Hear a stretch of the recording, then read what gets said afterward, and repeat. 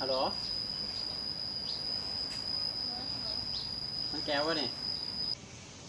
ด้วย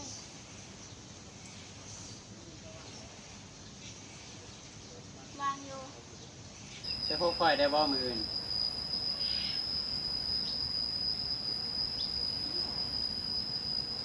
อยู่บอนเก่าอะไรได้โอเคได้เจอกันเด้อโอเคบายบาย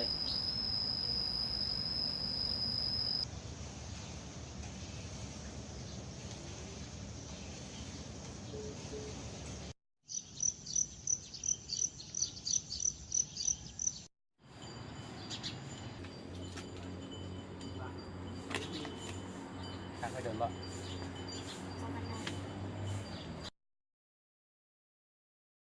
ื้อนี้อากาศดีเนาะน่าจะไปหลีดเนาะ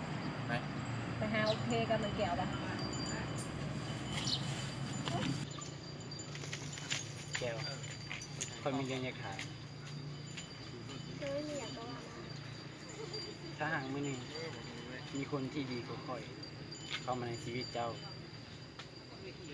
เจ้ายังจะคบกับค่อยอยู่ คบกันมา3 ปีแล้วเจ้ายังบ่เชื่อใจคอยอยู่บ่ ค่อยแค่บ่แน่ใจ ให้ เอ้ยสบายดี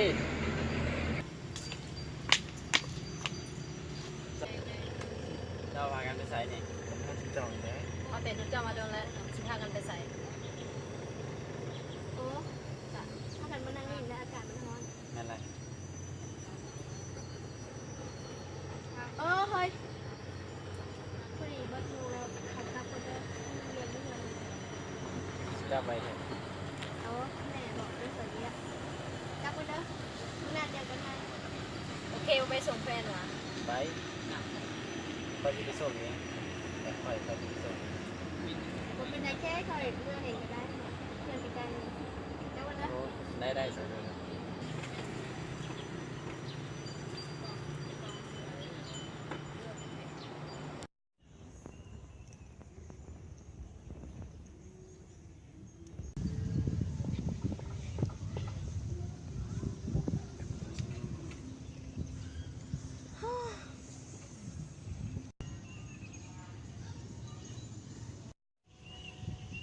แน่น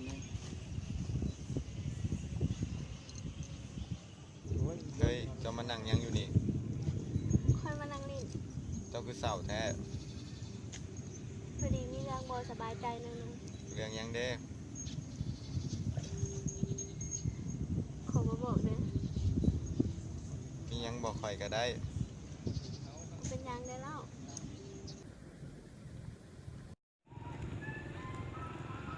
เฮ้ยเฮ้ยไหนเป็นยังไงคนหนังคนเดียวเป็นไรส่งหามันแก้วก็บ่ได้จักอยู่ใส่ส่งหาก็บ่ตอบจักเฮ็ดจังได๋ เอากันเสียบนางจะเห็นกัน2-3 มื้อจะกินข้าวน้องทำไม ได้ เนาะ ได้ น้องทำไมไม่เชื่อ โทรหาเลยบ่ โดยครับ โทรหาเลย เป็นไร โทรฮอดโมงแล้วเมื่ออะไรได้นี่ชั่วโมงอะไร เฮ้ย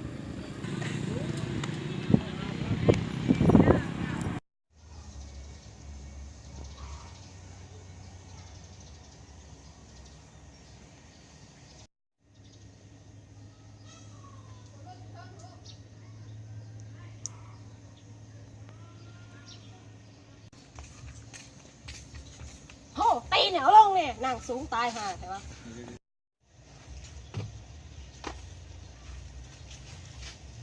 มาก็ไป เฮตตี้มาคนเดียว แมนสบอกมาคนเดียว กลับมาคนเดียว แล้วไปแล้วค่ะ ก็เร็วก็เร็ว ใช้ผู้บ่าวว่าน้ำมือนะเด้อสะ บ่มี แมน แต่ บริเชื่อจักดี บ่เสือกับไป เป็นอ เมื่อยู่ ไป บ่ ทำกันเลยบ่ ไปเมื่อ บ่ไป บ่ บ่ไปบ่ไป บ่ไปบ่ไป ไปว่ายากเลยไป บ่ไป ไปรอดอย่าไปก็ไป บ่ไปกูไปนะ บ่ไปบ่เดี๋ยวไปของมัน เอาไว้กับวัน บ้าจะไปย่ำอยู่เหมือนนะ อ้าวกูบ้าเว้ย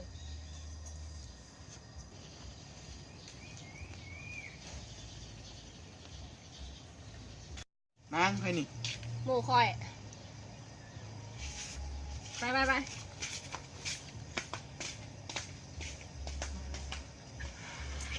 เฮ้ยแรงนี่เฮาสิไปใส่ดี พี่ทิมไปบ่ ไปอ่ะแล้ว ไปใส่ละ อ่านได้ก็ได้ เอ้าแฟนกูตัวนี้ เรื่อย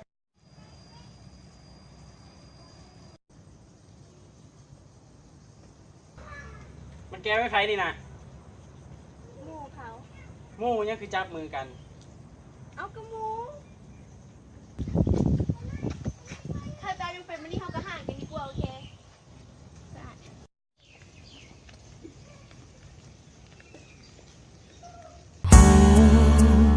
และก็เข้าใจกับเหตุผลที่เจ้าต้องไปในวันนี้ กับความหาความผูกพันที่เคยมี ต่อจากนี้จะเป็นจะตายก็คงต้องลืม เพราะคนที่เจ้าฝัน คนนั้นเขาคงจะมีดีกว่านี้ กับความหาที่ให้ไปทุกนาทีเลยพอดีพลักษณะถึงว่าใจได้จะยอมรับความเป็นจริงที่มีต่อจากนี้ถึงแม้ต้องเสียใจให้ทั้งชีวิตบวกกับลมหายใจแต่สุดท้ายมันคงยังบอกเพียงพอก็ได้แต่ขอให้นับจากวันนี้ที่จะพบคนที่ดีดังใจที่เจ้าฝัน